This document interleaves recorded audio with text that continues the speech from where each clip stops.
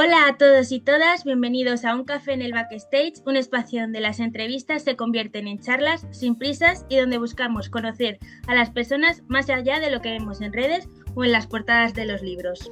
Hoy nos acompaña una escritora que ha sabido unir dos mundos que no siempre van de la mano, la literatura y la salud mental. Una autora que empezó a escribir siendo muy joven y que construyó una trayectoria marcada por la sensibilidad, la introspección y personajes profundamente humanos. Autora de novelas como Seré frágil, Aunque llueva fuego, Presas o Las voces del lago y además psicóloga especializada en trastornos de la conducta alimentaria. Hoy nos tomamos un café con Beatriz Esteban. Bea, gracias por estar aquí. Gracias a vosotros, me hace mucha ilusión. Me encanta este tipo de entrevistas y de encuentros, creo que da mucha riqueza, así que estoy muy ilusionada por estar aquí. Gracias. Nosotros también de que estés. Si te parece, empezamos a romper un poquito el hielo con unas preguntas cortas que respondes un poco así con rapidez. ¿Cómo empezó tu amor por la lectura y la escritura? Ojalá tuviera una historia como mucho más original que comentar, pero la verdad es que ha sido una cosa que siempre he tenido, que he vivido mucho en casa. Mi padre era un gran lector, mi abuelo también, entonces de alguna manera yo recuerdo que siempre me decía que antes de saber leer yo ya estaba inventándome historias, o sea, fingía leer, abría los libros y fingía que estaba leyéndolos y me inventaba las historias según los dibujos. También dibujaba antes de saber escribir libros con falsas letras o sea, sí, con falsas letras porque no sabía todavía escribir, haciendo un poco el amago. Entonces para mí el tema de la literatura siempre ha sido algo que ha estado muy presente. De hecho, nunca he tenido, en casa siempre se ha apreciado mucho el amor por los libros, cosa que agradezco mucho. Así que ha sido fácil para mí meterme de lleno en lo que fue también la escritura, la literatura, todo estaba muy hilado, la verdad. Te viene desde pequeñita. Exacto. ¿Podrías definir en 3 palabras tu carrera?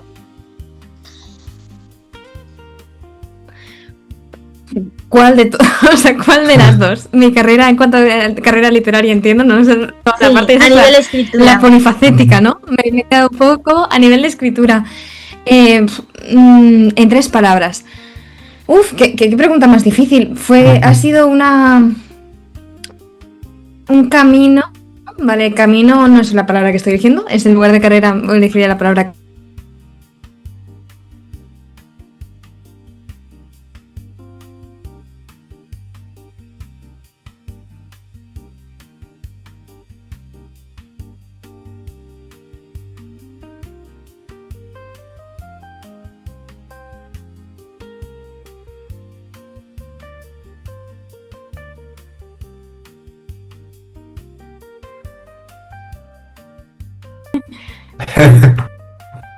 Perdonad porque no he fallado en toda la tarde y me ha empezado a fallar. No pasa nada. Estás aquí de vuelta, volvemos a grabar y como si nada hubiera pasado. Además ha sido en un momento que ha terminado la pregunta, o sea que prepara. Sí, perfecto. Yo no la tengo, así que si puedes repetir las 3 palabras para tenerlas. A ver si acuerdas del que he dicho. Claro, no, es que lo primero que he dicho es emocionante, porque creo que ha sido una carrera emocionante, muy polifacética, y luego por último he dicho la palabra sensibilidad, así como mezcla, porque creo que tenía mucho de eso, lo cual es parecido a lo de emocionante, pero bueno. Son palabras, la verdad, que muy bonitas y que podrían definirla, la verdad. ¿Eres más de escribir con una rutina o cuando llega la inspiración? En este momento de mi vida doy gracias, y esto creo que es una respuesta que quizás no era la esperable, ¿no? Doy gracias si consigo escribir. Y si consigo escribir es porque me ha salido del corazón. Ya no pasa que tenga espacio para la escritura como antes lo tenía. Y bueno, esto me daría no para esto que has dicho de, bueno, preguntas rápidas. Esto no me da para una respuesta rápida, esto me da para ahondar muchísimo en cómo creo que a lo largo de los años ha cambiado tanto el mundo literario, el concepto de escritura, el concepto de reconocerte a ti como escritor o escritora, cómo ha cambiado las redes, cómo han cambiado la comunidad, ¿no? Sobre todo cómo ha cambiado la comunidad con respecto a este tema y cómo eso ha afectado al ritmo de la escritura. Entonces, si le llegas a preguntar esto a la Bea de hace 10 años, sin duda yo estaba muy comprometida con la escritura. Entonces, de manera natural, me salía cuando estaba inspirada, pero eso era algo muy rutinario. Entonces, claro, ahora las últimas veces que he escrito, de hecho, han sido momentos en los que necesitaba escribir. Y eso no me pasaba desde que comencé a escribir. Ya no es tanto por ocio, por disfrute, por eso, sino es por hay palabras que están hirviendo dentro de mí y necesito sacarlas, ¿no? Entonces, ha ido cambiando la respuesta a esta pregunta, ha ido cambiando mucho a lo largo de mi vida y de mi carrera. Entonces ahora es una que si me escuchara la Bea que empezó a escribir, entraría un poco en pánico, porque yo era alguien muy organizado y muy rutinario, y ahora aprendí a escucharme un poquito más. Y esas son las consecuencias de escucharse, que en un mundo que ha cambiado tanto, pues también ha cambiado mi relación con la escritura. Creo que eso es un poquito como se podría definir la vida, que no es todo lineal y hay muchos cambios. Entonces creo que en ti lo estamos viendo ahora mismo, que si ahora te viese la Bea de 10 años, pensaría totalmente rarísimo. Dices que no escribes habitualmente, pero cuando tienes esas ganas, ¿dónde sueles escribir? O sea, me refiero, en un bar, en tu casa, un lugar silencioso. En mi casa normalmente, claro, yo no soy... De hecho, me ha costado siempre mucho eso de vamos a quedar en algún sitio para escribir. Tengo una amiga que quedamos cada domingo, o que intentamos quedar durante muchos domingos para escribir, y hacíamos todo menos escribir. A mí yo necesito estar con mi música en un momento en el que de repente las palabras empiecen a fluir. A veces cuando has dicho dónde sueles escribir, lo primero que ha venido a la cabeza también ha sido en mis libretas. Tengo montones de libretas desde hace años que se van acumulando y que no solo hablan de ficción, también escribo mucho, pues para mí. Entonces suele ser algo más íntimo y de hecho me cuesta bastante escribir fuera. Antes, en mi época dorada, yo era capaz de escribir bueno, no era difícil, ¿no? Cuando estaba en la universidad escribía mucho en clase, entonces una vez empiezas a trabajar ya no es tan fácil el tema de escribir en el trabajo, especialmente si como yo te dedicas a estar delante de una persona, con lo cual se me ha reducido mucho el tiempo que tengo para escribir, pero sí, la verdad es que me gusta más escribir. No tengo un lugar fijo, pero es cuando me encuentro con las páginas, donde me encuentre con las páginas y ya está. Y has mencionado que te gusta ponerte tu música y tal. ¿Tienes alguna manía o ritual a la hora de ponerte a escribir? No, ya no, la verdad. Excepto, bueno, he tenido épocas en las que necesitaba que fuera específicamente o en Scrivener, o que es un programa de escritura específico, o si no tenía que ser un Word, luego no soportaba el Word y tenía que volver a pasar a lo mismo. De repente empecé a hacer las páginas que en lugar de blanco fueran como un poco papiro, porque así me sacaba de la cabeza. O sea, siempre he estado como muy maniática de, si no es en este formato, me cuesta mucho escribir, al menos ficción, escribir novelas y demás. Pero lejos, más allá de eso, la verdad es que siempre he sido muy flexible con el tema, siempre ha sido algo muy intuitivo. Ahora quizá viene una pregunta un poco difícil, pero ¿psicóloga o escritora o incluso imposible elegir? De nuevo, mi respuesta ha cambiado mucho a lo largo de los años. Evidentemente, elijo la psicología porque ahora mismo la vida me ha impulsado a acabar eligiendo la psicología. Y eso me ha permitido tener una vida que me gusta, y esto me ha entrado mucho en conflicto, ¿no? Porque durante muchos años yo tenía la idea de que quería ser escritora y quería ser psicóloga, entonces yo lo iba a compaginar todo de manera perfecta. Claro, creo que la gente, cuando nos hacemos esto, nadie se imagina, ¿no?, cómo va a estar el mundo dentro de 5 años, porque ha cambiado todo de manera exponencial. Entonces, claro, cuando yo inicié camino en el mundo literario, ¿no?, publiqué mi primera novela hace 9 años, y llevo escribiendo más tiempo. Entonces en estos últimos 10 años ha cambiado muchísimo lo que es la industria literaria y lo que decía la comunidad, ¿no? Entonces yo ya sabía que escribir no me iba a dar de comer, entonces por mucho que yo pudiera elegir, me encantaría vivir de la escritura sabiendo la realidad y quitando la fantasía. No me encantaría vivir de la escritura. Creo que además en el mundo en el que vivimos ahora demanda muchísimo más de ti, no demanda que seas escritora, demanda que seas influencer, demanda que estés en redes, demanda que no pares de producir, demanda que tengas una careta, que seas un personaje, que seas de una manera. No te dice que escribas, te dice que seas un famoso, que eso es otro tema muy interesante, me encanta hablar de esto. Pero claro, la figura de la escritora ya no existe como antes. O sea, yo últimamente lo veo mucho, que las editoriales o la gente ya no quiere leer escritores, quiere leer famosos, quiere leer influencers, quiere leer una figura conocida, ¿no? Ya no coges ese libro que nadie conoce, de un autor que nadie conoce, que no sea anglosajón o que no sea extranjero, ¿vale? Pero ese es otro debate. Entonces, claro, mi parte más racional evidentemente escoge la psicología y ha tenido que escoger la psicología porque además creo que es algo que me llena mucho. Siempre he querido esto y aún a veces me sorprendo de estar pudiendo vivir de lo que tanto soñaba, y es una cosa que me encanta aprender, me encanta seguir creciendo en el ámbito de la psicología, me encanta estar en contacto con las personas. También me cansa mucho, entonces si viviéramos en un mundo en el que la escritura se tratara de otra manera, fuera un trabajo más remunerado, volviera a ser como hace 10 años, o más o menos, entonces mi respuesta sería diferente. Quizás te diría, ostras, me encantaría la idea de dedicarme únicamente a crear, y quizás daría un par de sesiones, también os digo, está compitiendo mucho. Pero claro, ahora si me das a elegir, tengo que comer, tengo un techo y una hipoteca que pagar, así que me toca elegir la psicología, y muy a gusto, la verdad, aunque ha sido también un duelo, ¿no? El saber que la idea de la escritura en mi vida como la quería tener no iba a ser posible ya. Son muchos temas, ¿eh? Sí. Son muchos temas. Vamos a tener tela de cortar, luego. Perdonadme, cortarme si no. No. No, al contrario. Me vais diciendo, vais tal, y yo voy callándome. Al contrario. Me encanta que seas tú la que precisamente quiera hablar y proponer temas. Sí. Has mencionado, voy a cortar aquí un momento la siguiente pregunta, porque has mencionado el tema de las redes sociales, de que buscan más el famoso y tal.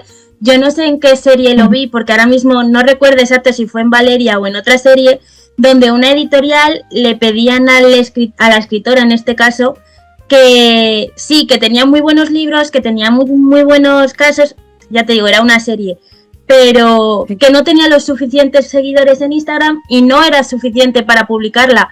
Y te da una realidad de, por muy buen trabajo que haga, si no tengo una cara pública, y como lo has mencionado, quería decir que incluso en la serie se estaba viendo eso, y es importante también mencionarlo, que a veces se están perdiendo muy buenos escritores por no valorar realmente la escritura, sino el nivel público que tengan, y me parece que no es necesario, porque yo ha habido libros que no eran famosos los escritores y me han encantado.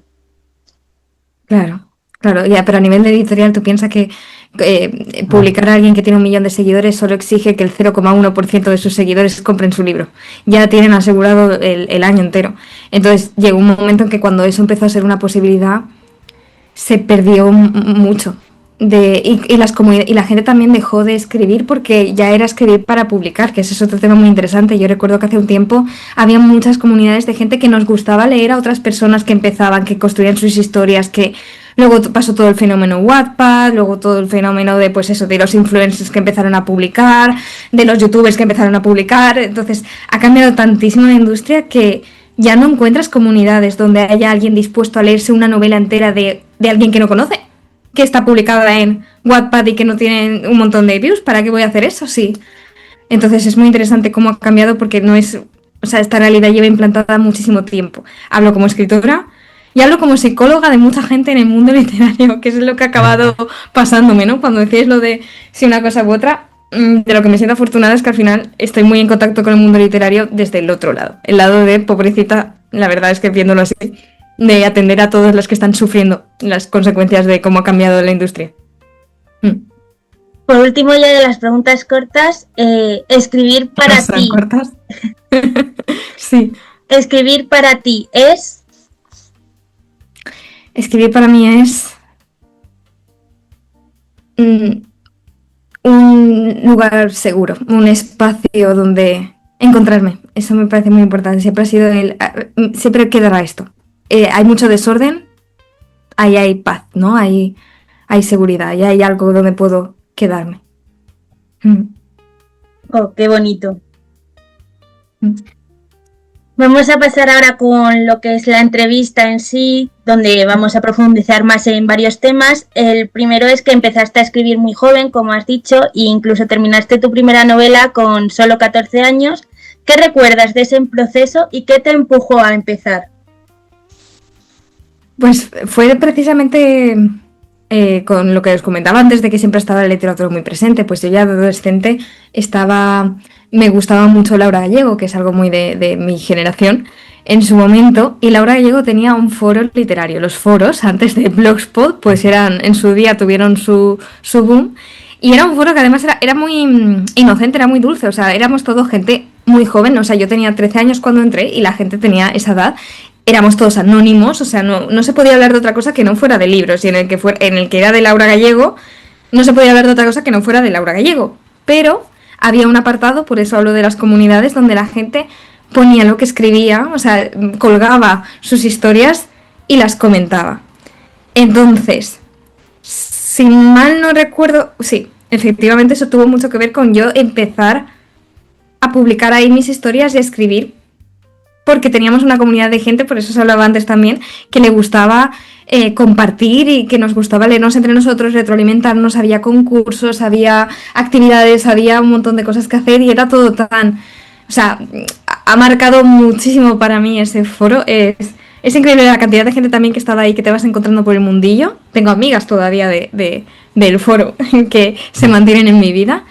Y fue a raíz de eso. Antes del foro y de escribir novelas, yo lo que sí que había escrito eran guiones de teatro, de películas, para hacer cortos con mis amigas en los veranos.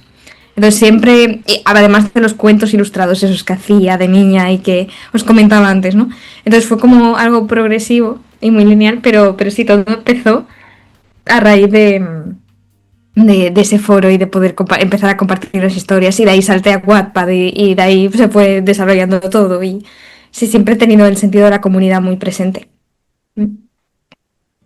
Sí, me gusta en el sentido también de que me parece que ha ido muy a la par también con Internet, porque yo me acuerdo de los foros también y de que la gente que tenía una pasión y que quería compartirla, simplemente gracias a Internet pues encontraba un grupo de gente que quería compartir lo mismo, y me parece increíble que a día de hoy, ¿no? Después de tanto tiempo te sigas llevando con gente de ahí. Os sorprendería la cantidad de gente que perteneció a ese foro. Tengo una influencer de 2 millones en mi, ¿sabes? En mi red, porque estaba ahí. Mi ex jefe también descubrí que era uno de los administradores una vez. O sea, la gente ha estado ahí. Es muy curioso. Y bueno, publicaste con una editorial como Planeta siendo muy joven. ¿Cómo cambió tu vida en ese momento? ¿Cómo es el momento de cómo chocas en ese momento, ¿no? Mira, fue brutal, porque yo siento que además, claro, yo debuté con una novela que me ponía en una posición muy vulnerable, de la que me sentía muy orgullosa, pero que evidentemente no era un tema fácil, y yo era una niña de 19 años cuando publiqué, pero tenía 17 cuando la escribí, o sea... y tenía 17 cuando lo escribí y estaba en ese momento recuperándome de un trastorno de la conducta alimentaria. Entonces, de repente sentía mucha responsabilidad sobre los hombros a una edad muy temprana, que creo que llevé de la mejor manera posible. La verdad estoy como muy orgullosa de esa Bea y también del proceso que tuvo, porque creo que en su momento recuerdo sentir mucho miedo a la exposición y a lo que iba a significar pues que saliera esa novela de manera tan pública. A día de hoy es la novela que se sigue vendiendo y sigue, después de 9 años, sigue, porque trata un tema relevante, ¿no? Y aunque ahora la escribiría de otra manera y demás, creo que esa es la parte bonita, que tiene mucho de la esencia de verdad alguien que lo está viviendo en ese momento. O sea, es tal cual lo que yo recuerdo escribirla pensando, es que, por un lado, todo lo que yo pensaba, todo lo que me hubiera gustado saber y no sabía y no entendía, y me habían dado ideas súper erróneas sobre lo que era sufrir algo así, necesitaba hablar de ello, y también necesitaba escribirlo para no olvidarme de lo que yo había pasado y de lo que de todo lo que esto significaba, ¿no? Entonces sí que recuerdo que para mí había esa parte de responsabilidad y ahora lo voy a compartir con el mundo, que era muy dramático. Pero la verdad es que sí que fue un poco dramático, porque claro, al ser Planeta fue un boom. También me gustó mucho, porque aprendí o sea, yo era una persona muy tímida y muy vergonzosa, y eso me ayudó muchísimo a romper con eso, porque claro, el primer día de salida, de repente yo estaba yendo a Madrid y a Barcelona a tener 400 entrevistas en la radio, ir a Saber Vivir, que de repente me grabaran en la universidad, tener que explicarles a mis compañeros que ellos también iban a ser grabados, que me invitaran a no sé qué otra parte para también tener una entrevista, que me llevaran a no sé cuántos documentales. Todo no fue al mismo tiempo, pero sí que es verdad que a la salida del libro tuve un montón de entrevistas entrevistas, de encuentros, que la verdad es que fue una experiencia inolvidable. O sea, que es tan afortunada. También tuve muchos encontrazos porque había visto súper cuidadosas, súper chulas, que le gustaban, y luego había algunas que te enseñaban lo que la gente de verdad jugaba con con el tema de los trastornos de la conducta alimentaria. Tuve que, no voy a decir callar muchas bocas, pero sí que me di cuenta también de todo el show que hay detrás de no solo la literatura, sino también, bueno, pues eso, la comunicación, ¿no? En diferentes programas en los que estuve, pues en el Leche Este de Risto también, todo el detrás de las cámaras, en algunos así, ¿no? Tengo muchas historias que contar, no me voy a alargar. Pero sí que fue algo que yo recuerdo que crecí muy rápido a raíz de esto, que seguí aprendiendo sobre el tema, que me ayudó mucho a desenvolverme y que también agradezco muchísimo la experiencia porque fue un altavoz para temas que sí que me parecían muy importantes en ese momento transmitir. No solo a nivel literario, sino que como estaba hablando también de todo el tema de la psicología y de todo el tema de los TCAs, sí que creo que me sirvió mucho para ayudar y estar también, como tener un poquito de dar mi granito de arena, ¿no? Y a día de hoy sigo pensando que hay una parte, o sea, me siento muy bien de sentir que hay una parte de mí, de esta historia, que sigue llegando a la gente y a los hogares, y mientras pueda seguir ayudando a una única persona ya he hecho mucho. Y por mí he hecho mucho, o sea, para mí fue un antes y un después en mi vida brutal, la verdad.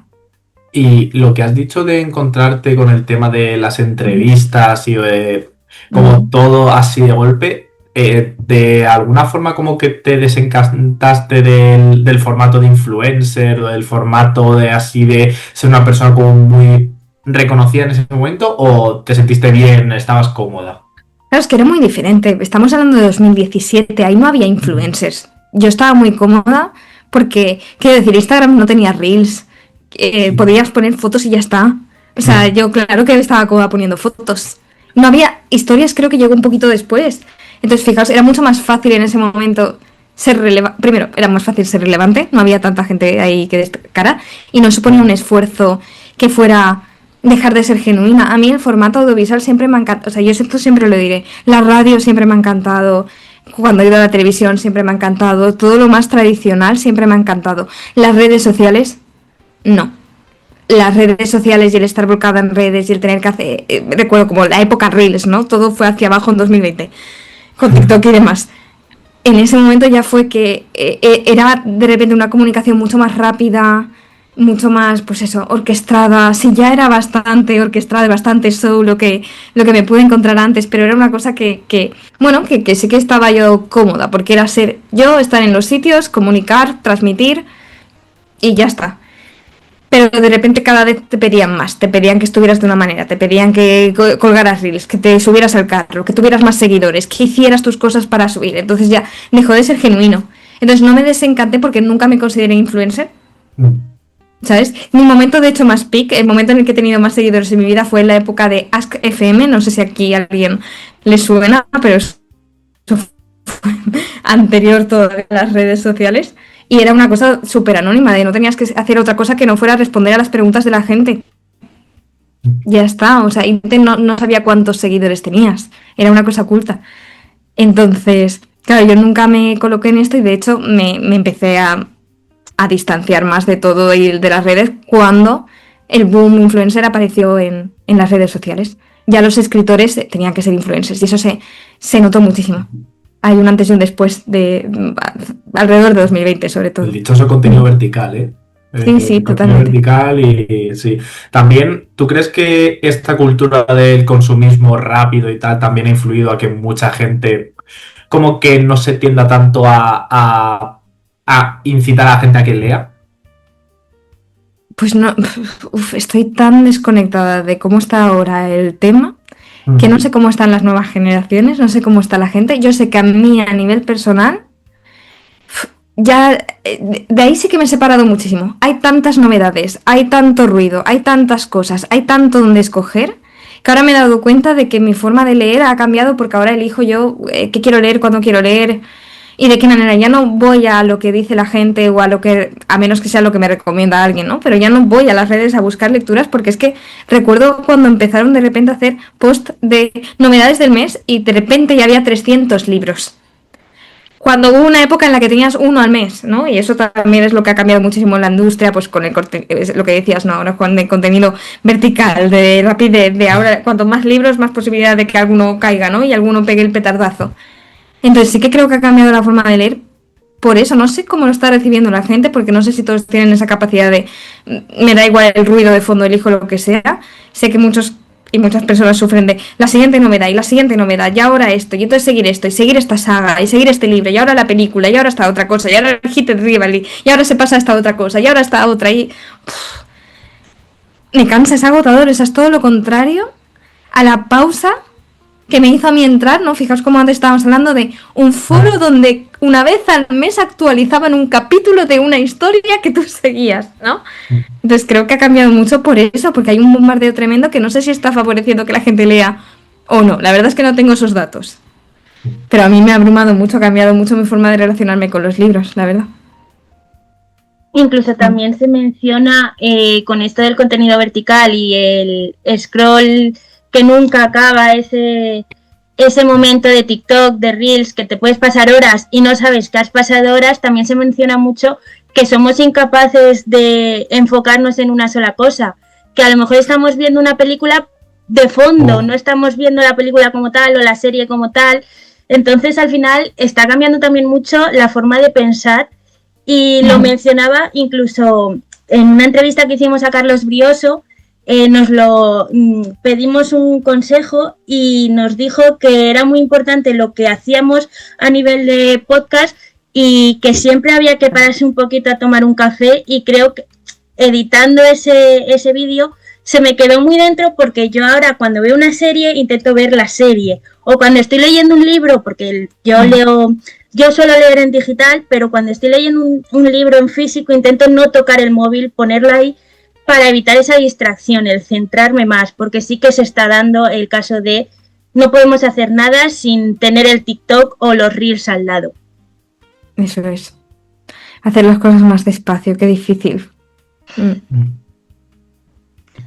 Volviendo a la entrevista y a ese momento de firmar con Planeta, has mencionado que tuviste muchas entrevistas, que además eras una chica tímida. ¿Notaste ese cambio de la primera entrevista a luego ya evolución a otras de perder la timidez o algo así? ¿O siempre intentaste ser un poco más igual en todas? Ay, yo no me acuerdo, no sé en qué momento una cosa se empieza a ganar o a perder, ¿sabes? Fue algo como súper paulatino, y a la vez, pues evidentemente recuerdo muchísimo los nervios de las primeras presentaciones, de las primeras entrevistas. A día de hoy todavía me puede pasar, empiezo a hablar y digo, ¿qué estoy diciendo? No sé, qué mal ha salido esto.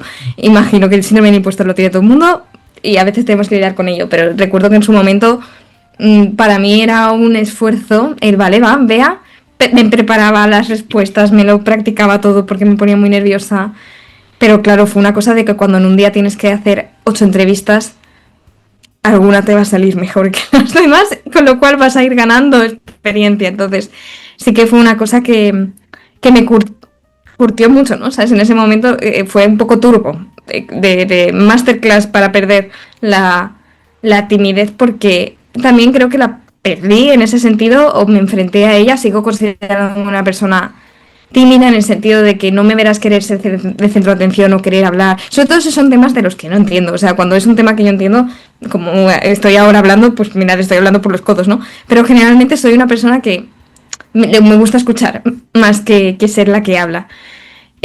Lo que pasa es que creo que en ese momento tenía algo que era para mí tan importante transmitir, que no me iba a quedar callada, ¿no? Para mí era muy importante, primero, el haber cumplido el sueño de publicar una novela, pero luego todo lo que significaba esa novela, y como todo este ciclo de entrevistas tenía mucho más que ver, no como, no me preguntaban cómo es tu proceso de escritura, me preguntaban por qué había escrito sobre esto, qué pensaba de esto, en los medios cómo estaba. Entonces, claro, era para mí importante tener que enfrentarme a estos temas.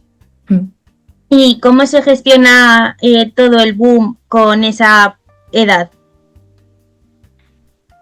Pues en ese momento yo recuerdo estar yendo a terapia también. Recuerdo también el apoyo de todos mis seres queridos, sobre todo eso, era muy importante. O sea, si algo tenía Tengo un montón de mensajes guardados y de capturas guardadas de mis amigos entonces en la universidad y cómo me animaban a lo importante que era esto. Tengo en mis diarios listas de pros y contras que yo me hacía en terapia de por qué es importante que esta historia salga a pesar de los contras que yo podría sentir, ¿no? De sentirme vulnerable, todo el mundo lo va a conocer, va a estar en tu historial. Me daba mucho miedo, por ejemplo, porque yo sabía que me quería dedicar a la psicología, ¿no? Y me daba mucho miedo que esa huella digital, cuando sí ha sido algo que al final me ha favorecido, a ver, en el sentido de que ahora como profesional veo la riqueza también de poder comprender a la otra persona desde el otro lado. Y si hay alguien que me quiere juzgar por las decisiones que tomé o las cosas que me pasaron con 15 años, más es problema de esa persona que mío. Entonces, ahora veo las cosas con mucha más madurez, y por eso digo que estoy bastante orgullosa de lo que supuso para mí, aunque fue un boom interesante, la verdad. Creo que lo manejé con mucha humildad. Eso sí que creo que es muy importante. Una de las cosas que me inculcaron muchísimo en casa y que siempre he sentido era la parte de la humildad. Entonces nunca me creí por encima de nadie. Simplemente sentía que podía dar un servicio y si podía hacerlo, o que podía ser un altavoz, y que si me daban la oportunidad lo intentaría. Creo que eso es lo que diferencia también de mucho de lo que te piden ahora, ¿no? Ser influencer y estar en redes es muy anti-humilde muchas veces. Depende del concepto, pero generalmente hay tanto show ahí que bueno. Y yo me he quedado anclado antes, cuando estábamos hablando de tu primera publicación, ¿no? Que dijiste que habría cosas que escribirías distintas o que harías de forma diferente. ¿Podrías decirnos qué exactamente? O sea, ¿por desconocimiento o porque con los años has aprendido más sobre el tema y te gustaría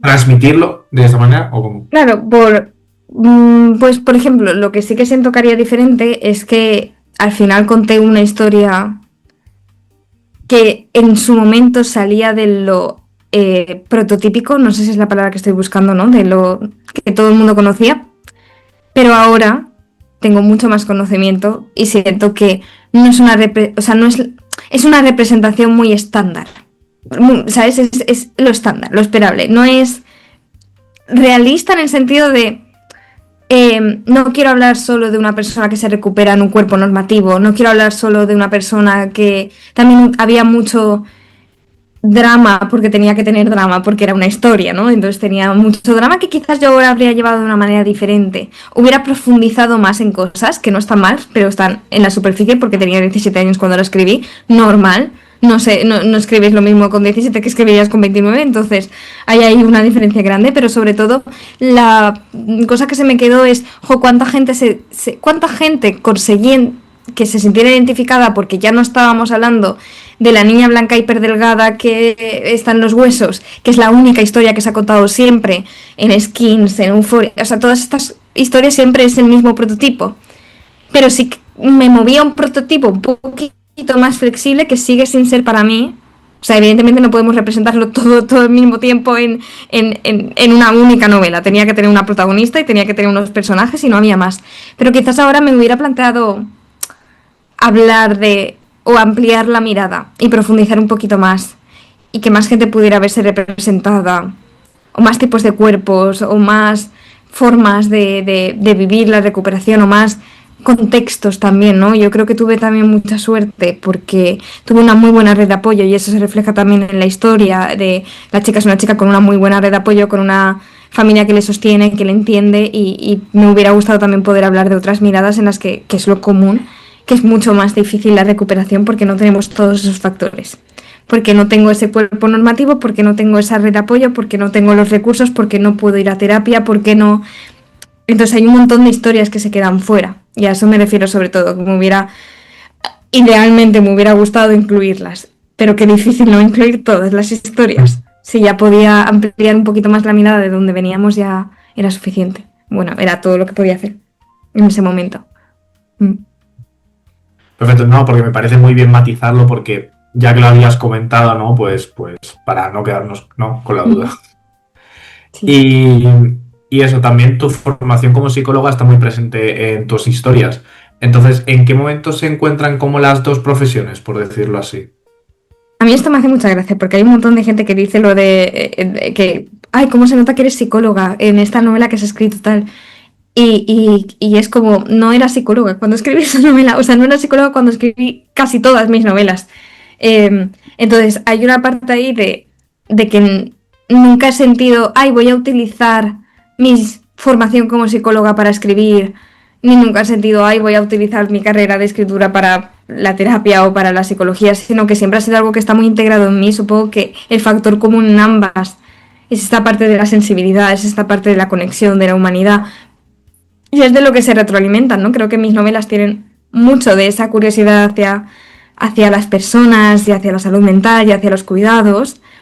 Y al mismo tiempo creo que en terapia soy también alguien que está muy atenta a la emocionalidad, la sensibilidad, las historias, cómo hablas, cómo te hablas, cómo cuentas, cómo utilizar todas esas herramientas más creativas. Entonces se han entrelazado todo mucho, pero no puedo saber qué fue primero, si el huevo o la gallina, porque está todo muy integrado. De hecho, la única historia que ya soy la historia en la que ya soy psicóloga es El ocaso de la reina, que es la última, y antes de esa, a ver si me estoy olvidando de alguna novela, que esto me puede pasar. Antes de esa ya era psicóloga, sí, pero no estaba especializada, estaba recién salida de la carrera porque es mi novela pandémica. Entonces, fijaos que solo hay una de 7 en la que soy psicóloga, pero el mensaje es el mismo. Ay, cómo se nota, se dice en casi todas. Y es como, bueno, quizás lo que se nota es que soy una persona que siempre ha buscado mucho conectar o a curiosear acerca de la psique humana, de las personas, de los personajes, de las historias, de... Antes has mencionado que escribir era como un lugar seguro y un espacio donde encontrarte. ¿Y consideras que escribir te ha ayudado también a ti a procesar las emociones?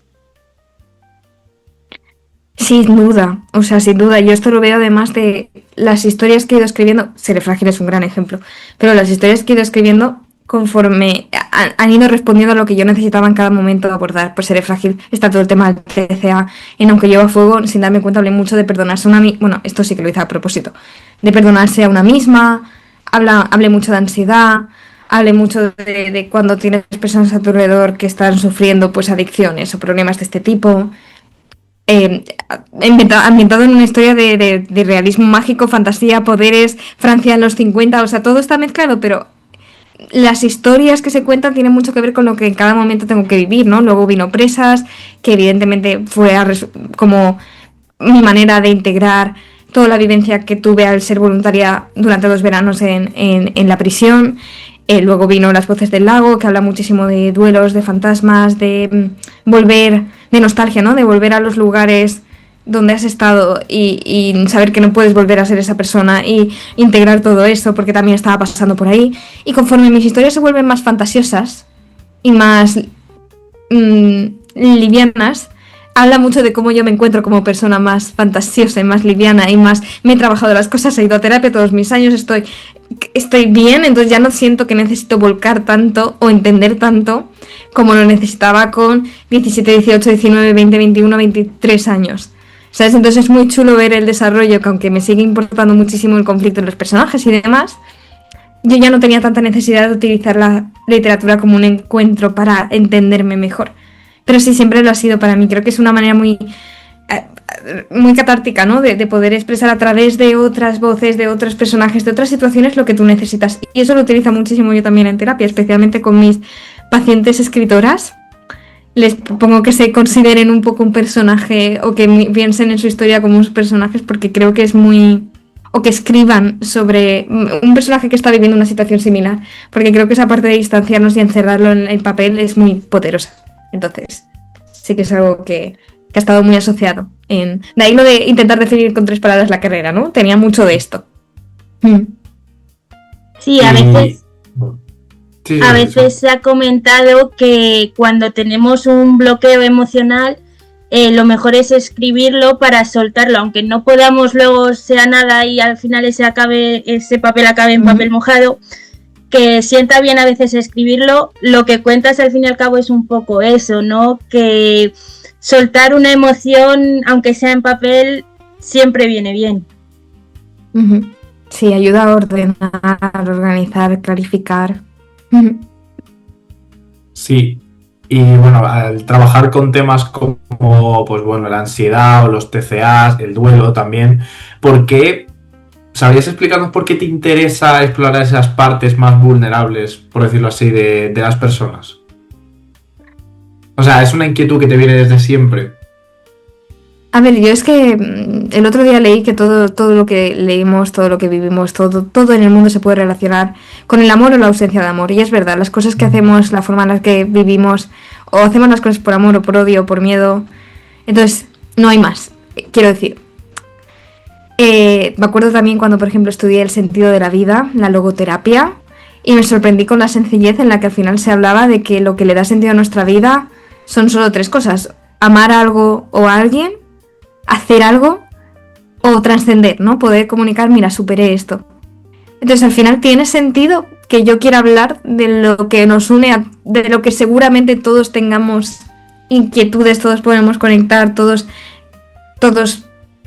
como seres humanos, a no ser que tengas algún problema interesante a atender, nos sentiremos reflejados en eso, en amar, ¿no? En duelo, que es no ausencia de amor, la presencia de amor, la ausencia del ser querido. Todo lo que tiene que ver con la enfermedad mental tiene mucho que ver con la comprensión, con acercarte a la gente, alejarte de la gente, construir alrededor de la gente. O sea, incluso si estamos hablando de nosotros mismos, también tiene que ver con el amor que nos damos y que no nos damos, por qué nos lo damos o por qué lo damos. Incluso la literatura, escribir, por qué leemos, por qué escribimos, si no es para conectar y para sentir o para distraernos o por amor, ¿no? Porque alguien escribiría una historia incluso, o porque alguien contaría un cuento en los inicios de los tiempos si no era para que otra persona lo escuchara y si no era eso un acto de amor. Entonces, creo que es una pregunta muy interesante la que has hecho, Juan, me ha hecho replantear, porque es como, sí, claro, me han llamado siempre esos temas, pero porque creo que a quién no, aunque sea de cualquier otra forma, no se me ocurre ningún ejemplo de nada que no puedas acabar hilándolo con esto, la verdad. Y, perdón. ¿Crees que escribir puede utilizarse como herramienta terapéutica? ¿Nos podrías dar algún consejo? Sí, o sea, bueno, hay muchas maneras en las que escribir puede ser terapéutico, también depende del caso, porque hay veces que no ayuda y que depende de lo que escribas y cómo lo escribas. Pero creo que pararte a hablar contigo, mira, un consejo a mí, las cartas me encantan, cartas de cualquier tipo, cartas a gente que no vayas a enviar, cartas a ti misma, sobre todo cartas a uno mismo. Esto es un recurso que yo utilizaba muchísimo. Todas mis agendas de bachiller y de la uni están llenas, al final siempre me escribía cartas a situaciones difíciles que podía pasar. Carta si suspendes este examen, carta si te dicen que no a esto, carta si estás teniendo un mal día, carta si... Y siempre empezaba la carta pensando que se la escribía a otro ser querido. Y querido no sé quién. No ponía el nombre, escribía todo y luego lo cambiaba para decirme eso mismo a mí. Y utilizaba, claro, la escritura es terapéutica, pero más terapéutico es luego darle la vuelta y... Ahora te lo cuentas, ahora te lo lees otra vez o lo integras o escuchas a ver qué quieres decirle, qué quieres transmitir. Entonces, por ejemplo, la idea de la escritura terapéutica como cartas me parece algo chulo por donde poder empezar. Sobre todo si eso son cartas para situaciones difíciles que te gustaría que te dijeran, pues es bastante seguro empezar por ahí. Yo tengo que contarlo porque al mencionar lo de las cartas, yo hace un tiempo, creo que estaba en segundo de la ESO o así, decidí escribirme una carta a mi yo futuro. Y aunque me acuerdo de cosas, no me acuerdo de todo y no sé en qué punto abrirla, si abrirla ya con que han pasado relativamente pocos años, abrirla más a futuro, escribir otra para otro futuro. O sea, no me encuentro en ese punto de no saber qué hacer con esa carta. Bueno, no te va a hacer daño ni leerla ni no leerla, ¿sabes? Al final, yo hago una cosa también, que esto ya no son... Bueno, hago cartas anuales de fin de año a cada siguiente año y ya tengo unas cuantas recopiladas. Pero hay una cosa que me gusta mucho, cuanto antes empieces más chulo es, que es la cápsula del tiempo. Yo con 18 años me grabé un vídeo para decir, ábrelo en 5 años. Y me preguntaba cosas para en 5 años responderme y hacerle hacerme nuevas preguntas. Es gracioso porque de 18 a 23, que además pilló en la pandemia, dejé de hacerle preguntas a mi yo del futuro. Porque quizás no querías, o sea, es como, sorpréndeme, no voy a asumir nada. La vida puede cambiar mucho, de 18 te crees que sabes todo y que sabes lo que vas a tener con 28 y con 38 y la casa y los niños y todo. Sin duda aprendí, no te voy a hacer preguntas, voy a escucharte. Y creo que, pues eso, esos 5 años de cápsula de tiempo es una guía, pero perfectamente podrían haber sido 10, podrían haber sido 2. Es un poco lo que tú ahí consideres, pero creo que es muy chulo el poder ver a ver qué te genera esa versión de ti. Me apunto a lo de la cápsula del tiempo. Muy chulo. ¿Y sabrías decirnos dónde está el límite entre escribir para sanar y escribir para contar historias? O sea, quiero decir, depende. Se puede escribir para Hombre, en tu sanar. caso personal, ¿no? Bueno, vale, dices en mi caso personal. Es lo que te decía, de que yo he visto un desarrollo muy claro en mis historias, pero creo que yo nunca escribí para sanar, necesariamente. Para entenderme, sí. Y para escapar también, ¿no? Por eso para contar historias, que es escapar también. Pero sanar, yo sabía que escribir no me sanaría, me ayudaría a sanar. En cualquier caso, me ayudaría un poquito más a entenderme para sanar. Pero claro, yo tenía muy claro, yo ya estaba yendo a terapia, entonces, que eran las verdaderas cosas que podían ayudarme ahí. Así que creo que es importante que cuando se habla de escritura terapéutica se entienda que no es lo único que te va a terapeutizar, ¿no? Que es terapéutico, pero no sustituye. Entonces no va a ser lo que cure la herida, pero sí que puede ayudar, ¿sabes? Es como la tirita no cura la herida, no sana la herida, si está infectada, si hay cosas, si no tienes el tratamiento, la tirita no va a hacer nada, pero la tirita puede evitar que empeore. Es un recurso importante. Entonces creo que la escritura es igual, es una herramienta terapéutica, pero yo desde el principio sabía que no era una cosa que sanaría. Aún así he tenido experiencias muy, muy chulas, ¿no? Por ejemplo, en Donde no haya niebla, en Las voces del lago, yo lo escribí con un propósito de quiero que a la protagonista le pase esto para que por fin consiga perdonar a X persona en su vida, porque yo también necesito perdonar. Y fue muy terapéutico llegar a esa escena en la que se suponía que lo perdonaba y darme cuenta de que pues quizás no tenía que... No pasaba nada si ya está, no le perdonas, no te quedas con esta sensación y sigues adelante y estás bien, ¿no? Entonces sí que he tenido momentos que para mí han sido un antes y un después a la hora de enfrentarme a la página y darme cuenta de nunca me había sentido así, pero entiendo que no es lo habitual, ¿no? Me ha pasado una vez en todos estos años. Entonces...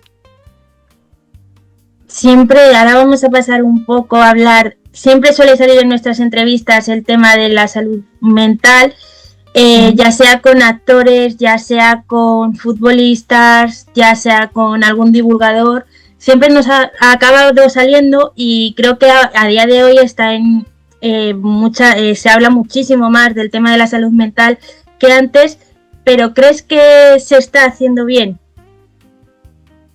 Me creo que se está haciendo mucho mejor que callar y no hablar de esto y ya está, ¿sabes? Es decir, toda intención buena, lo bueno es que ahora hay tantas voces que vas a encontrar alguna que encaje contigo y eso ya es lo que va a hacer más bien, ¿sabes? Creo que siempre es mejor no callar realidades y si alguien dice una barbaridad habrá otra persona que la pueda contrarrestar.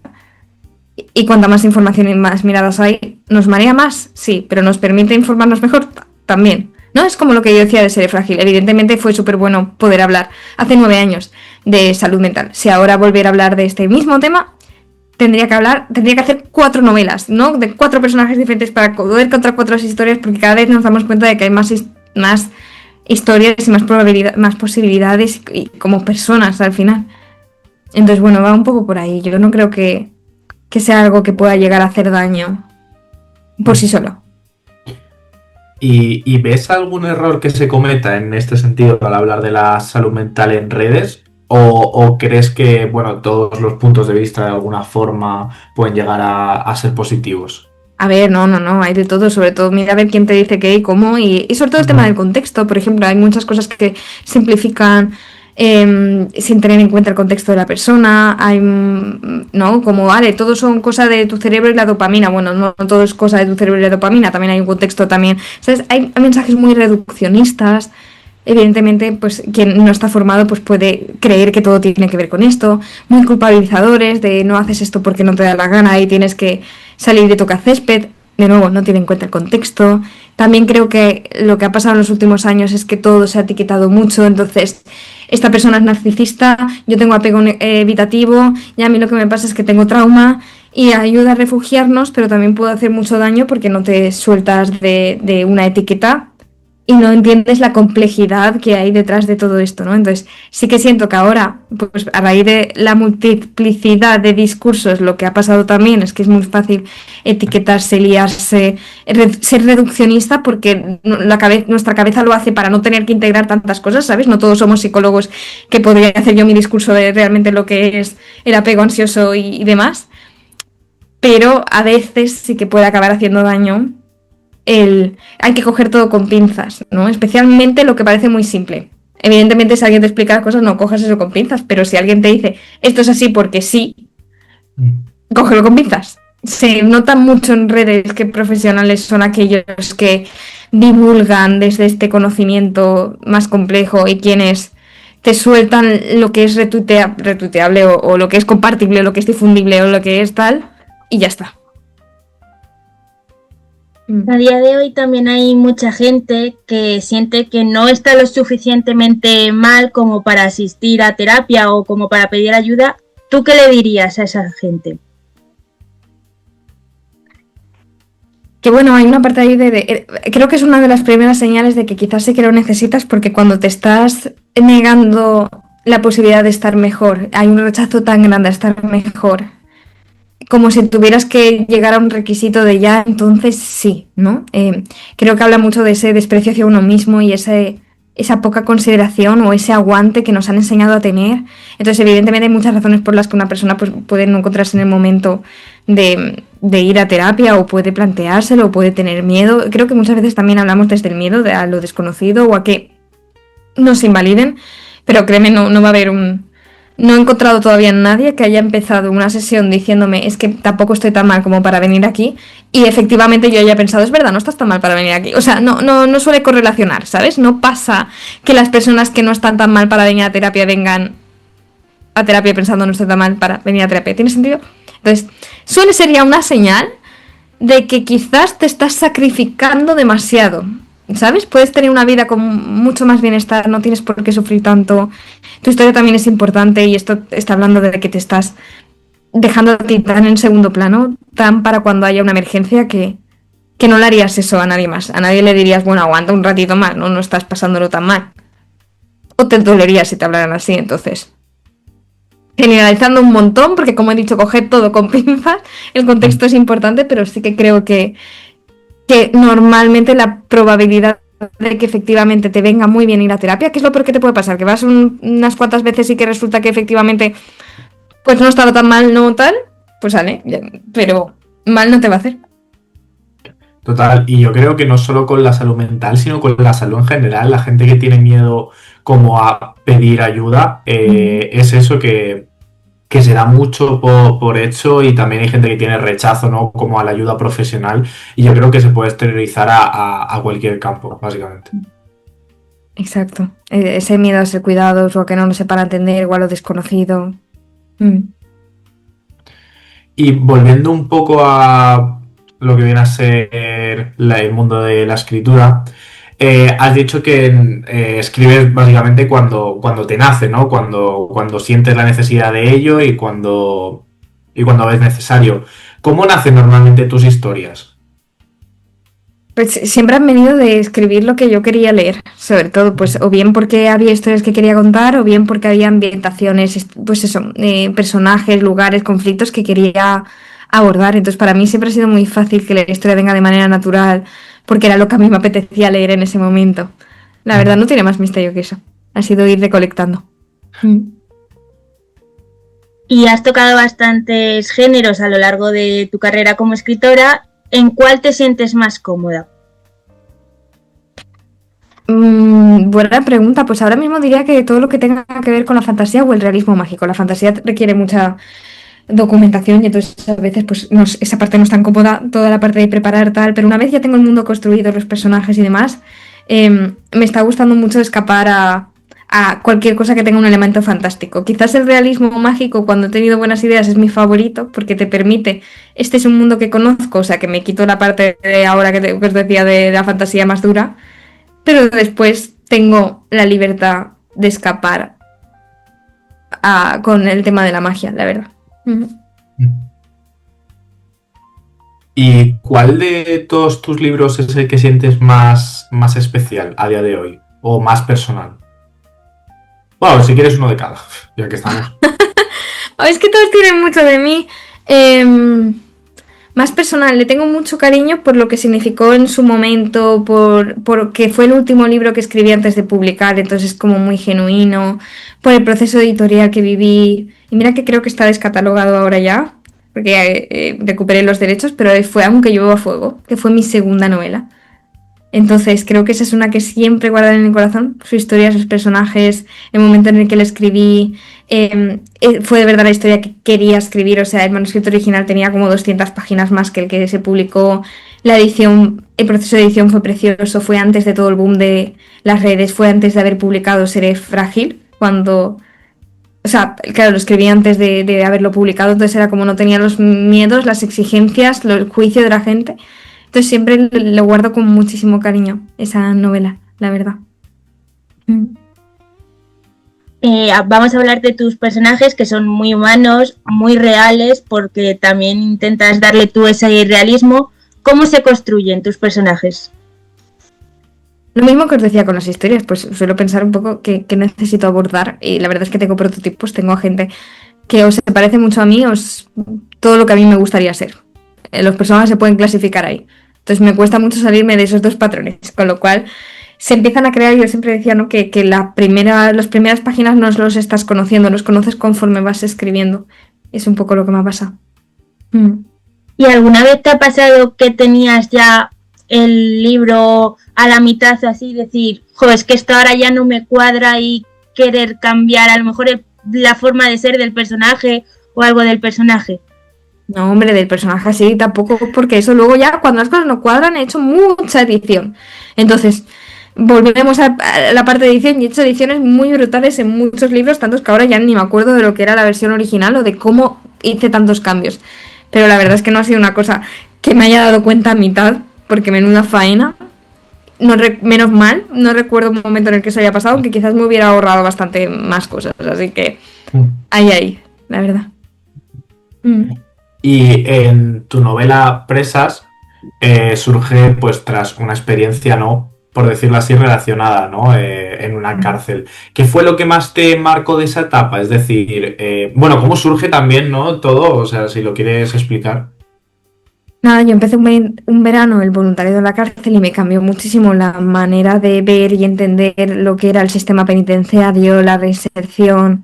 Me hizo conectar mucho con la humanidad porque te obliga un poco a bajarte o sea, a tener esa humildad, ¿no? De estar ante personas humanas con historias y que evidentemente eso no justifica todo lo que ha pasado, pero como que quería hablar mucho de esa dualidad.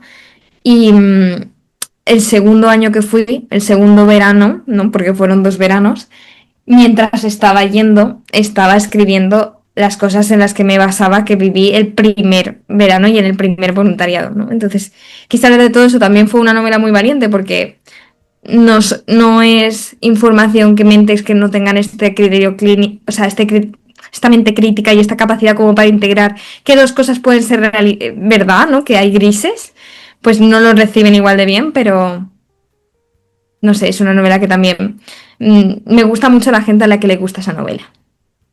Como que siento que tienen una forma de ver y entender las cosas profunda. ¿Y cómo, de qué forma cambió tu forma de ver el sistema penitenciario o que las personas que están allí también tienen su trasfondo y su historia detrás? O sea, no, a mí a nivel personal me transformó mucho esa parte de humildad y de complejidad y de enfrentarte a situaciones mucho más difíciles. Pero a nivel de reinserción, bueno, es que me podría tirar hablando horas, muchas entrevistas y en la novela también se habla muy bien, pero me di cuenta de que era un tema muy complejo porque si queremos realmente reinserciones y queremos dejar de O sea, si realmente queremos que la prisión cumpla su propósito, necesita recursos que no están teniendo. Entonces, ¿cómo podemos esperar sentirnos seguros o sentir que si no confiamos en que realmente haya capacidad para cambiar? Y como no confiamos, no damos recursos que podían producir ese cambio. Entonces, eso es una cosa muy debatible y muy compleja y que integra muchísimas cosas, pero que viene un poco de este tema, ¿no? De que la gente habla mucho de las cárceles, pero habla muy poco de la reinserción porque nos da miedo y porque no confiamos en que realmente las personas puedan cambiar. Pero entonces, ¿qué hacemos? Las seguimos encerrando hasta que...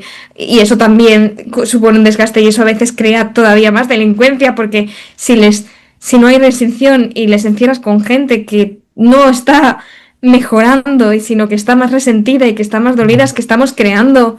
A ver, no estamos creando, vale, coger todo esto con pinzas, no quiero esto en ningún titular, pero es muy complejo este tema, ¿no? Y cuando te das cuenta de la complejidad y del poco ruido que hay, del estigma, pues claro, es una cosa que dije, puedo escribir sobre esto, pero... Sí. No, toda la razón, toda la razón. Y encima hablas como que se nota que fue una etapa como que te marcó y tal. No sé si tienes algún recuerdo o alguna vivencia que te marcara en específico o fue simplemente la etapa en general. Las escribo todas en la novela. Las voy a dejar ahí porque podría elegir un poco de cliffhanger, pero sí fue una experiencia Vale. muy chula, o sea, muy chula, muy emotiva. Ciertas actividades que teníamos los voluntarios también ahí y de encuentros. Ujú. Volviendo ya, porque que se lea la novela y así entenderemos también un Perdón, poco... No te preocupes, no te preocupes. Así entendemos también un poco cómo es el tema. Pero volviendo a la entrevista, ¿te interesa más la introspección emocional o la mirada social en las historias que nos cuentas? Pues creo que la introspección emocional, aunque me gusta mucho la mirada social, a veces soy un poco cobarde para eso, entonces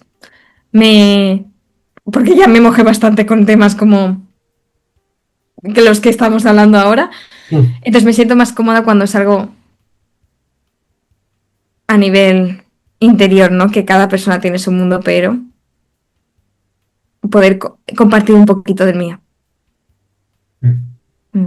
¿Y sientes que la Bea de ahora escribe diferente a la de hace unos años? Bueno, sí, claro, porque llevas sin escribir un montón de tiempo a raíz de todo lo que ha pasado, ¿sabes? Estoy un poco en ese punto de...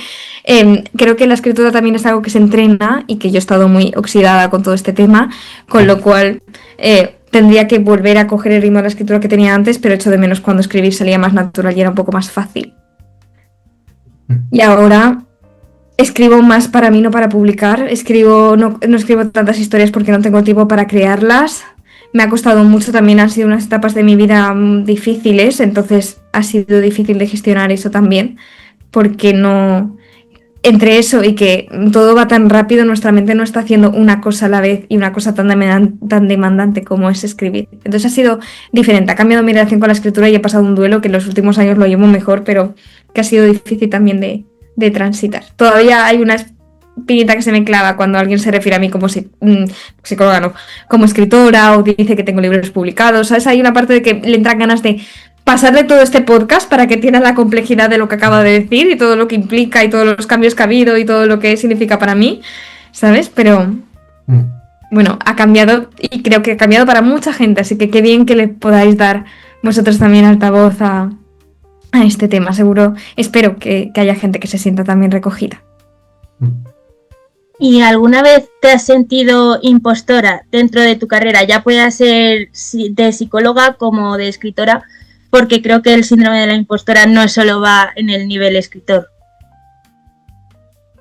Bueno, yo creo que he tenido inseguridades como casi todo el mundo, pero como las he sabido identificar, he podido trabajar sobre ellas. Creo que también habla de querer hacerlo mejor cuando alguien se siente que tiene esta problemática. Y bueno, como anécdota, he llegado a llevar terapias grupales de gente trabajando en síndrome de impostor y tal. O sea que sí que es una cosa que evidentemente todos sufrimos, pero que sí que he podido hacerle frente. Sí, porque sobre todo cuando hablamos con Laura Tárraga, también nos dijo lo mismo, que es ese síndrome del impostor que era inevitable, ¿no? De alguna forma, y no sentirte identificado y sobre todo dentro de este mundillo. Al truco. Mm. Vale. Y bueno, ¿cómo se convive con la autoexigencia siendo escritora? ¿Para qué convivir con ella cuando puedes trabajarla, no? Entonces, bueno, creo que es importante que si identificas que te estás exigiendo mucho, te preguntes para qué, te preguntes por qué, qué pretendes conseguir. O sea, es que, de nuevo, como yo soy psicóloga también de muchas escritoras, esto es algo que creo que se trabaja, que se entiende y que cada persona tiene su historia y su relación y su encuadre también a la hora de trabajar con esto. Es un tema bastante complejo. La verdad es que son preguntas muy interesantes que darían para una hora entera de un episodio entero solo para hablar de la autoexigencia. Y bueno, ya fuera de lo que viene a ser la escritura y tal y tu vocación, ¿cómo es Bea en su día a día? Pues una persona muy tranquila, muy sensible. Me está gustando mucho, me gusta mucho estar con las personas. Creo que ahora mismo estoy en un momento de mi vida muy chulo y muy bonito, de las personas con las que me he rodeado, de la gente que he encontrado, de la vida que he construido. También me agobio con facilidad, pero me lo conozco. Entonces, bueno, fuera de eso, creo que eso describe bastante de mí. Soy muy sencilla. Me gusta la idea de la vida contemplativa. Cuanto más crezco, más sencillez busco. Menos ruido y menos cosas. Y una vida en la que pueda ir con calma a ver cosas y experimentar cosas. No tener y hacer y cosas, ¿no? Entonces, creo que eso define mucho de lo que ha cambiado en los últimos años. Soy una persona que busca estar en una vida bonita y ya está. ¿Y te cuesta desconectar o separar lo profesional de lo personal? No, para nada, nunca ha sido una cosa que me haya costado. Supongo que por toda la experiencia que he tenido también con el tema de ser frágil y demás, aprendí rápido a separarlo. Me daba mucho miedo que pasara, pero desde la primera vez que me senté con un paciente es que estoy...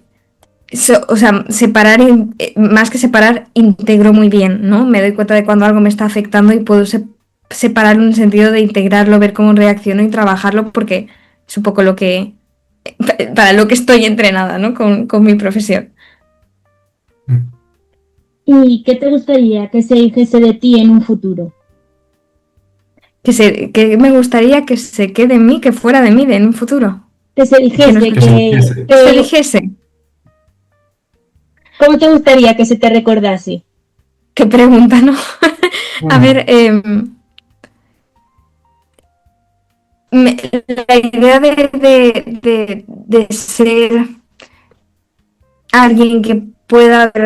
¿Cómo es la de trascender? Siempre me ha llamado mucha atención, ¿no? Trascender en el sentido de, oye, si se acuerdan de mí, si en algún momento sí que pude hacer algo bueno por alguien. Esto suena mucho a Teresa de Calcuta y para nada o sea, digo que aquí sea yo la bondad personificada, pero sí que tengo muy en cuenta esa parte que hemos hablado de construir desde el amor, vivir desde el amor, ¿no? Hay una frase de She Was Snow, bueno, ella era conocida por la forma en la que amaba y creo que es una de las cosas que más me gustan de ser humano, el tema de compartir con la gente y de estar con la gente y de acompañar a la gente. Entonces, si fuera algo que tuviera que ver con que tienen ese recuerdo cálido de mí, ya sería suficiente. Ya fuera por un libro, algo que han leído, un momento que encontraron, esa vez que, ¿sabes? Siempre he sido una persona que, me gustaría que esa fuera la parte de mí que quedara. Y llegando ya a una etapa final de la entrevista, viéndote ahora con perspectiva, ¿qué le dirías a tu yo de 14 años que está escribiendo su primera novela? Que estoy muy orgullosa de ella, que no se imagina todo lo que va a pasar, todo lo que va a cambiar, no se lo voy a decir porque no le quiero influir, pero que lo está haciendo muy bien, que no se crea los mensajes que le dicen de que no es suficientemente buena y de qué tal, porque la inseguridad va a estar ahí, pero no tiene que ser suficientemente buena para nadie, tiene que escribir por ella y porque ella sí, porque quiero decir. Y ya está, la verdad es que le diría muchas cosas, pero no le evitaría las cosas que le van a pasar, porque creo que van a significar mucho para ella también. Nos gustaría que le mandases un mensaje a tus lectores, a tus seguidores. Pues nada, el mismo mensaje que gracias, a ver si ya me leen y ya son seguidores, que muchas gracias por seguir ahí. Que pienso en O sea, que son personas para mí, no son la multitud, son gente con la que me encanta. Si alguna vez nos encontramos, si alguna vez me escriben, me acordaré de ellos. Y agradeceré siempre que me tengan en esa estima también, ¿no? Por lo que hablaba de que creo que una cosa muy bonita que nos da la literatura y que nos da las comunidades es esta parte de conectar. Entonces, y decirles también que hay una cosa que siempre, mi primera dedicatoria en todas novelas, en mi primera novela siempre fue: no olvides nunca quererte a ti primero. Y aunque es un poco cliché, creo que engloba muchas cosas. Entonces a ellos también les diría esa parte de, bueno, cómo hoy has podido cuidar de ti, cómo hoy has podido hacer algo por ti, y agradecer de verdad esa parte de gracias por que hay un trozo, porque existo en un trocito de tu vida, y creo que eso es muy especial también, ¿no? Sea a través de los libros o de la manera que sea. Sí, y también no sé si te gustaría mandarle un mensaje también a los espectadores de Un Café en el Backstage. No sé si quieres decir algo. Les ¿Qué tal la diría, entrevista? No pues sé. eso les diría lo mismo que eso estoy diciendo ahora, bueno, menos egocéntrico de gracias por tal, pero que gracias por haberse quedado hasta escuchar también estas palabras, porque creo que recojo mucho lo que habéis dicho al principio, de que espacios como estos son súper necesarios para parar, para hablar, para plantearnos cosas y para conectar un poco con el lado más humano y menos rápido de todo lo demás. Y no sé, que si necesitan en cualquier momento cualquier cosa de mi parte, hablar, algo que se les ha quedado rondando, creo que hemos cogido y hablado de muchas cosas y que otras muchas se han quedado en el tintero. Así que yo encantada de que me encuentren y sepan dónde estoy. Perfecto. Pues normalmente hacemos un par de juegos. En este caso creo que vamos a hacer uno porque vamos justitos de tiempo. Así que solemos hacer un par de juegos. No sé si conoces el ping pong, que es básicamente, pues yo te digo una categoría y tú me dices lo primero que se te viene a la cabeza relacionado con eso y ya está, ¿vale? Vale, no lo conozco, pero adelante. Es muy intuitivo.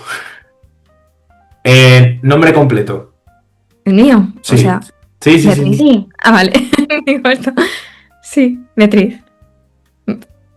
Sí. Me Comida va a decir favorita. apellidos, esto es un poco de DNI así de repente. Sí, bueno, como quieras. Comida favorita. Pasta. Una canción. Una canción. Joder, de esto tendría que venir algo rápido y no estoy pensando en ninguna. Lucky Again. Mismamente. Una película. Una película. Past Lives. No me la he visto, pero quiero verla. ¿Y una serie? Una serie. BoJack Horseman, que me la estoy viendo ahora. Un libro. Un libro. No confíes en Nasser Hall, me gusta mucho. ¿Leer o escribir? Ahora leer. Y protagonista con el que te irías a una isla desierta. Los míos, Ariel, de Aunque yo fuego. Perfecto. Pues ahora vamos a pasar a las preguntas habituales que hacemos en el podcast. La primera es: ¿cuál es el contacto más famoso que tienes en el móvil y el más importante?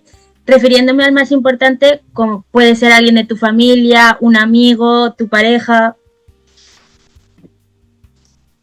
A ver, el más famoso, creo que tengo a Anne Gartiburi, y en su momento pobre tenía a Iciar Castro también.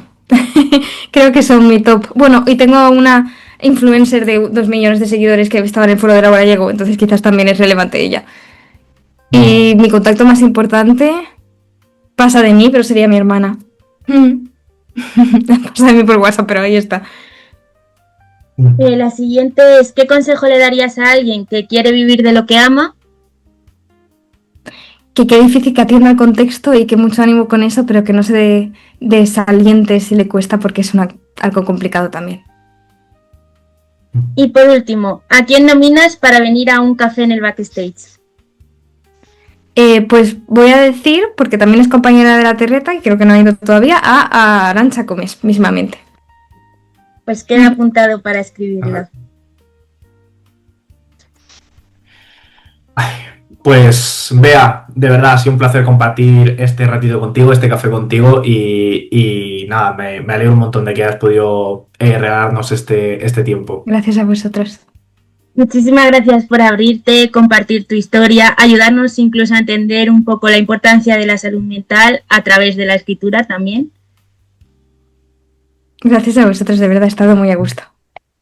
Y a todos los que estáis viendo y escuchando, gracias por acompañarnos una semana más. Podéis encontrar estas y otras entrevistas en nuestras redes sociales y plataformas.